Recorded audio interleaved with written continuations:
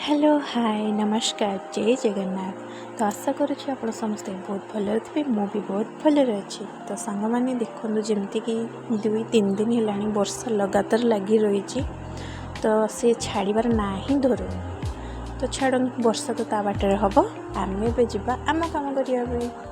तो सांग मैंने जेहेतु मोर सब कम सरी जाइए, तो ये मु जलखिया तो भजा ये बसई देती। तो भजा हवा भितर मोर अन्य काम भी अच्छी टे सारीदेवी।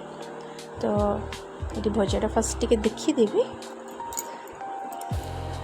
तापर बासन किछटा पड़ी मजा हम। तो ता पूर्व जोतिक बासन मुझे माजी थी आग तो रखीदे स्टैंड रे।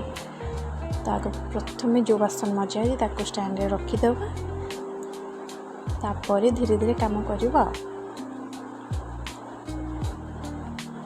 तो ये मुझे किसी बासन माजिक रखी तो पानी छाड़ी जाता, तो मुझे स्टैंड सजाड़ी रखीदेवी।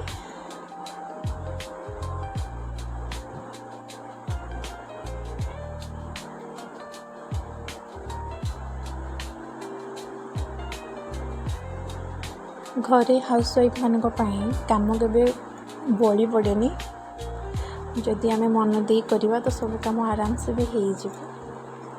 तो गोटे पर गोटे काम एमती सारिबा। तो मोर ये बासन रखा सरी जाइए, तो तापर मुझे किसी बासन सिंक भितर पड़ा धोईकी रखीदेवी। तो एमती ही सकाल किसी रूटीन डेली रूटीन लाइफ रे चलुची, खास कर हाउस वाइफ मानकर। बाहर तो नहीं वर्षा हो झड़ हो तूफान हो, ता भीतर कि घर काम तो करने को पड़ो। समस्त छुट्टी थाए कि गोटे हाउस वाइफ लाइफ रे कभी छुट्टी ही न थाए। बरम बाहर छुआंकर छुट्टी हो गले घरे टेंशन बढ़ी जाए, डिमांड आसे एटा खाइबू सेटा खाइबू, एटा कर सेटा कर। तो ये मोर काम सरी जाइए, बासन सफा कर देछि। तापर ये भजा भी ऑलरेडी हो गला मोर गरमा गरम। ये अटा भी चकड़ी देछि, कहीं समस्ते गाधे आसला गरम गरम परोटा करदे, परोटा भजा खाइबे। तो चलन देखो सांग मैंने बाहर एत जोर वर्षा होमर चारि पाख पानी जाम हो रहा, शिउली भी हो जाए कहीं काली तो लगातार पूरा लगी रही, टोटाली बंद होबार ना ही धरुनी से। तो ये किसी मुझे चूना करी फैन में सुखी, कहीं बो गाँव जो ताल पठेला मंडी, तार काली गुलगुला कर खाई थी, किसी बड़ी थी आमर। तो आउ टे चूना बड़ी आज ताको कड़ई रे नड़िया देगी पिठा बसिया चूनाटा टे सुखो। तो चलतु ए आमर रोसई घर। तो लंच जेहेतु प्रिपरेशन हम ता पूर्व किसी काम भी तो हम ना। तो ये मसला आगे फास्ट बनईनेबी, कहीं लाइन रो किसी भरोसा ही न थाए। वर्षा ता बाटर बिजुली घड़घड़ी न मारू, जदि वर्षा हेल्ले भी लाइन वाला गोटे दरकार ना गोटे दरकार, गछ खसी पड़ी ये घर भांगी जाइए तो लाइन काट। तो सेमती किसी से लाइन काटी दौरान, तो फास्ट मैं मसला बनईनेबी। तो ये मैं मसला हो गला रेडी, तो फास्ट ग्राइंडिंग करदबा।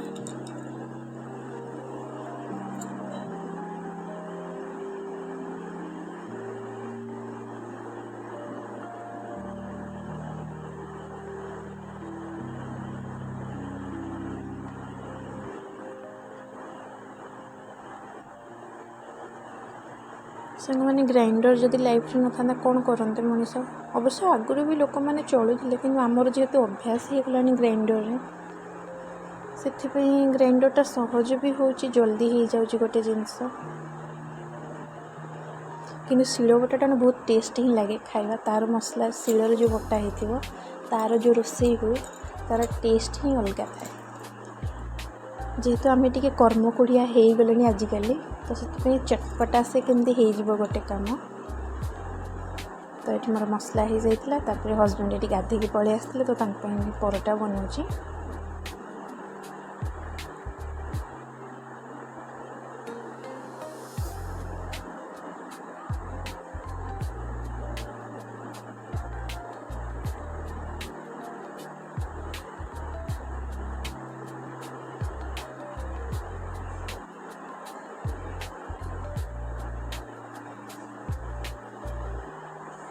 सांग मैंने देखु आम पछपटे बारी पछपटे पानी पूरा भर्ती रही माने आहरी जदि वर्षा लगे माने घर भीतर को भी पानी पश बोधे कूओ तो पूरा हाथ पाखापाखि हो गला पानी कूरे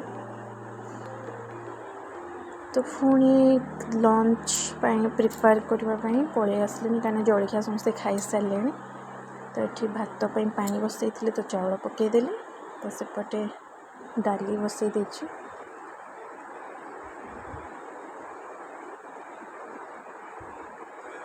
जेहेतु बाहर वर्षा एना हो तो से चूल्हा भी लगी पारुनी बाहर गैस रे जहाँ जमी हो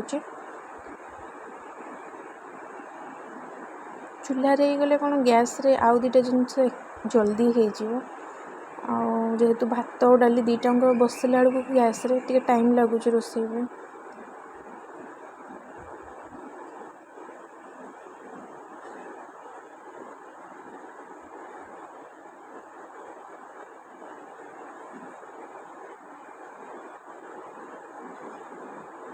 तो ये दीदी तंकर परिवा काटुले जेहेतु कोबी तरकारी हम आ कोबी सांगे सांग मैंने बहुत सुंदर सुंदर कलिया कलिया पत्र आसला तो ताकू टिके साग बनवाई काटुचन चुन चुन कर भल भी लगे से खायापी आठी मु कोबी भाजी दूसरी तरकारी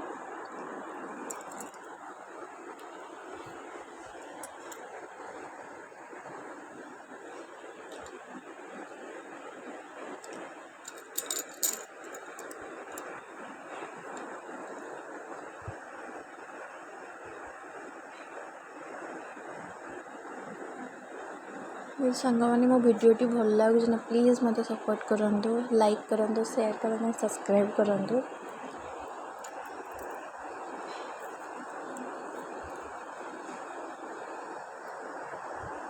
क्या आपण मानकर गोटे गोटे लाइक देखिले खुशी लगे एंड मोटिव हुए जे आउ टिके भल वीडियो आने मुझे चेष्टा करी भल वीडियो करने आगू को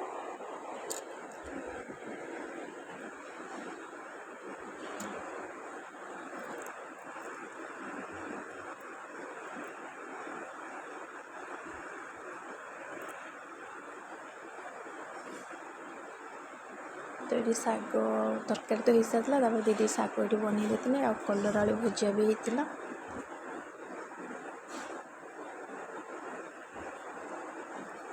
तो सांग मैंने ये समस्ते खाई सारी आम दीजा बस खावा बस पड़े जदि मो भिडियो भल लगी था तो लाइक करें शेयर करें।